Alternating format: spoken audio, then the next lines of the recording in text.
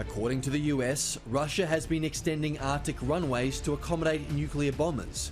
Russia's also commissioned icebreaker ships and submarines to strengthen its might in northern seas. We have some sort of spill-in effect of the geopolitical tensions into the Arctic, and this comes from the point or the fact that the Arctic is of utmost importance for the Russians. The US has increased Arctic patrols and this year allocated more than $175 million on new Arctic military projects. And Norway recently granted the US permission to build new facilities at 3 Norwegian airfields and a naval base.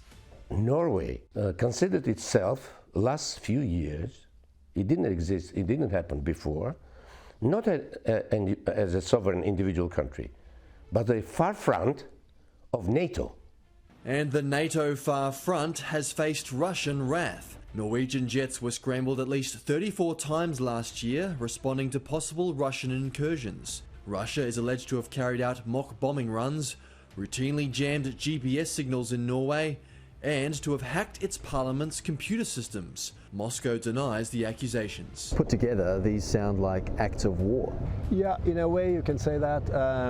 We can also see it as it's in a way demonstrating the spectrum of potential threats. The head of Norway's leftist party told Sky News Norway's embrace of NATO and the US and its militaristic march is dangerous. No, we don't think Norway should be as engaged in NATO as we are now. Our stance is very much against NATO. We are against Norwegian NATO membership, but the most important thing is that we are very much pro-peace and against all kinds of war, whether that be NATO's wars, the US wars, or Putin's ongoing war today. 2021 has been the year in history where humans have spent the most money on weapons, on military.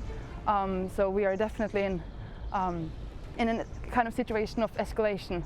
And that happened also before the Ukraine war, before Putin's invasion. So we are in a situation where people are spending more, where we are again escalating when it comes to the military. And I think that's quite a scary thing to look at. We have a lot of crises that we have to deal with. We've just recently had a health crisis with the coronavirus. We have a lot of conflicts going on, not just in the war in Ukraine, but a lot of other conflicts. We have problems when it comes to solving global issues, when it comes to food security, climate change, bigger economic inequality. There's a lot of things that need to be dealt with, and I don't believe that the world has... We don't have time for more war. We don't have time for more escalation. We need to go the other way, demilitarization, not more militarization.